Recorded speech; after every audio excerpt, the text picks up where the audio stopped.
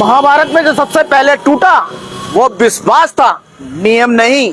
भारत के 28 राज्यों में उत्तराखंड प्रमुख शहर हल्द्वानी न्यूज में आपका स्वागत है। देश की राजधानी से दिल्ली के मुकुंदपुर में एलपीजी सिलेंडर विस्फोट में घर ढह गया, एक व्यक्ति की हालत गंभीर। बचाव अभियान जारी है। Council of energy environment and water द्वारा किए गए एक हालिया अध्ययन के अनुसार दिल्ली की यांत्रिक सड़क सफाई मशीनें वर्तमान में शहर की केवल 18% आबादी को ही लाभ दे रही है, जिसमें कहा गया कि भविष्य के विस्तार में धूल प्रदूषण के प्रमुख क्षेत्रों को प्राथमिकता दी जाएगी। दिल्ली कैबिनेट ने भारी बारिश से प्रभावित किसानों के लिए 75,000 रुपए प्रति हेक्टेयर राशि को मंजूरी दी। गुजरात से बड़ी खबर आ रही है कि गुजरात के पूर्व मंत्री और 8 बार के भाजपा विधायक योगेश पटेल का 79 वर्ष की आयु में निधन हो गया। गुजरात एसीबी ने रिश्वतखोरी के आरोप में एक वरिष्ठ ऊर्जा अधिकारी को गिरफ्तार किया। मुंबई अहमदाबाद बुलेट ट्रेन पालघर जिले में सुरंग निर्माण में सफलता मिली। 5 महीनों में ये तीसरी बार है। भावनगर में एशियाई शेरों के सांपों की मौत के बाद उनके संरक्षण के लिए निवारक उपाय किए जा रहे हैं। सलीम डोलर ड्रग्स मामले में महाराष्ट्र और गुजरात में ईडी की छापेमारी। 60 वर्षीय डोलर को अप्रैल में भारत द्वारा तुर्की से वापस लाया गया था और दिल्ली हवाई अड्डे पर उतरते ही उन्हें नारकोटिक्स कंट्रोल ब्यूरो ने गिरफ्तार कर लिया था। मुंबई से बड़ी खबर यह आ रही कि विपक्ष ने लड़की बहन योजना को 80 लाख महिलाओं को बाहर रखे जाने पर सवाल उठाए। श्री पाटिल ने कहा कि राज्य सरकार इस योजना पर होने वाले खर्च को कम करना चाहती है। उनके अनुसार लाभार्थियों की संख्या चरणबद्ध तरीके से कम की जा रही है। मुंबई अहमदाबाद बुलेट ट्रेन पालघर जिले में सुरंग निर्माण में सफलता मिली। 5 महीनों में तीसरी बार है। हाल में खोदी गई सुरंग 417 मीटर लंबी है और इसकी चौड़ाई 14.5 मीटर है। कल्याण में अंतरजातीय विवाह को लेकर बेटी की हत्या के आरोप में एक व्यक्ति गिरफ्तार। कल्याण में एक महिला की कथित तौर पर उसके पिता द्वारा ऑनर किलिंग के एक संदिग्ध मामले में हत्या किए जाने के 3 दिन बाद आरोपी को सोमवार को बाजारपेट पुलिस ने गिरफ्तार कर लिया।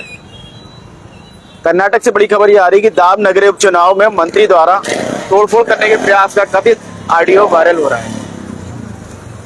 केरल से बड़ी खबर यह आ रही है कि केरल विधानसभा एलडीएफ ने वॉकआउट कर दिया है। यूडीएफ पर ईंधन संकट की अनदेखी का आरोप लगाया है। सतीश साहन ने कहा कि मलयाद्वीप में बेदखली का सामना कर रहे 7 अनुसूचित जाति परिवारों को सरकार केवल जमीन और मकान मुहैया कराएगी। सनी मौल उस्मान केरल की उपसभापति चुनी गई। तमिलनाडु से बड़ी खबर यह आ रही है, क्या विजय द्वारा शासन पर 6 महीने का क्रैश कोर्स पूरा करने तक लोगों को मरना चाहिए? एडप्पाडी पलानीस्वामी ने पूछा। पलानीस्वामी चाहते हैं कि विजय भ्रम से बाहर निकले, जिम्मेदारी लें और कानून का पालन करें। टीवी की पार्टी के लोग बलात्कार हत्या के मामले में तेजी से शामिल हो रहे हैं। भाजपा नेता नेनार नागेथान ने ऐसी ये बात कही। तमिलनाडु में 220 विधायकों को उनके निर्वाचन क्षेत्र में 50% से कम वोट मिले और ये एडीआर की रिपोर्ट कहती है। कांग्रेस के वरिष्ठ नेता पी चिदम्बरम ने तमिलनाडु के मुख्यमंत्री विजय से मुलाकात की। तमिलनाडु सरकार दक्षिण पश्चिम मानसून के लिए पूरी तरह तैयार है। जी हाँ, मंत्री सेंगो त्यान का ये कहना था। दुरई बाइको का कहना है कि एमडीएमके की आ परिषद पार्टी की भावी रणनीति तय करेगी। तिरुचि में नर्सिंग छात्रा की मौत डेक्सामेथासोन इंजेक्शन के बैच को लेकर सुरक्षा संबंधी चिंताएं उठाई गई। छत्तीसगढ़ से खबर यह आ रही कि कांग्रेस ने मध्य प्रदेश और छत्तीसगढ़ में पैसा और एफआरए के कार्यान्वयन के लिए आरएसएस से जुड़े कार्यबलों की कड़ी आलोचना की है। छत्तीसगढ़ के एक इस्पात संयंत्र में आग लगी, कोई हताहत नहीं हुआ। दमकम कर्मियों ने कुछ ही घंटों में आग पर काबू पा लिया और पुलिस ने संपत्ति को नुकसान का आकलन करने के लिए जांच शुरू कर दी है। उड़ीसा से बड़ी खबर आ रही कि राष्ट्रपति और प्रधानमंत्री 20 जून को उड़ीसा में भाजपा सरकार की दूसरी वर्षगांठ के समारोह में शामिल होंगे। सिमिलीपाल में बाघिन जीनत 4 सांप को जन्म दिया। उड़ीसा के मुख्यमंत्री मोहन मांझी ने कहा, वन विभाग मां और सांपों की सुरक्षा सुनिश्चित करने के लिए विशेष उपाय कर रहा है। उनकी गतिविधियों पर लगातार नजर रखी जा रही है। उड़ीसा के पुरी में 3 से 5 जून तक होने वाले ब्रिक्स बैठक में 11 देशों के प्रतिनिधि भाग लेंगे। उड़ीसा में हर 5 में से 1 महिला घरेलू हिंसा का सामना करती है।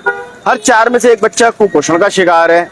जी हाँ, NFX-6 की रिपोर्ट बताती है। उड़ीसा में कथित हिरासत में यातना के बाद एक व्यक्ति की मौत, 3 पुलिसकर्मियों को फिलहाल निलंबित कर दिया गया है। पश्चिम बंगाल से खबर आ रही कि तृणमूल प्रमुख ममता बनर्जी ने चुनाव हिंसा के विरोध में कोलकाता में धरना दिया। उन्हें पार्टी पुराने नेताओं फिरहाद हदीम, मदन मिश्रा, दौरे कल्याण बर्जे, डोला सेल के साथ देखा गया। जी हाँ, देखिए चौराहे यहाँ जस्ट अभी एक एक्सीडेंट भी हो गया, होता ही है इस तरह का चौराहों पर। Shri Bharat Norway India business day कार्यक्रम में भागने के लिए नार्वे पहुंचे।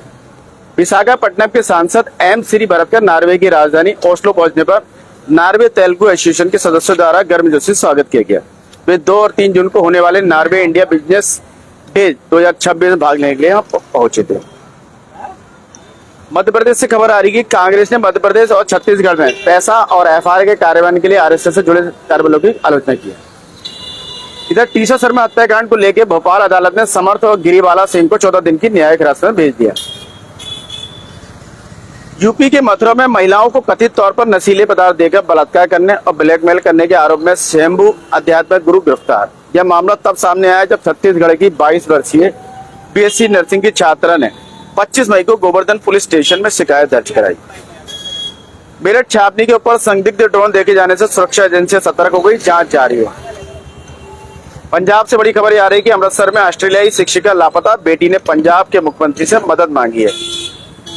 मुख्यमंत्री भगवत सिंह मान ने कहा कि एचपीसीएल रिफाइनरी और बायोगैस क्षेत्रों में निवेश करने को उत्सुक है। जम्मू कश्मीर से महबूबा मुफ्ती ने जम्मू कश्मीर के नेताओं को पत्र लिखकर प्रधानमंत्री और गृह मंत्री से लद्दाख की तरह एकजुट होकर संपर्क साधने का आह्वान किया। जम्मू कश्मीर एलजी मनोज सिन्हा के आसाम कुलगाम में नस्ली दवाओं के विरोधी अभियान के पीछे प्रतिबंधित जमात में अलग हुए गुट की रैलियां। ओवरलोडिंग और मानक संचालन प्रक्रियाओं के उल्लंघन के कारण कश्मीर की गोंडवाना केबल कार तकनीकी खराबी के प्रति संवेदनशील हो गई है।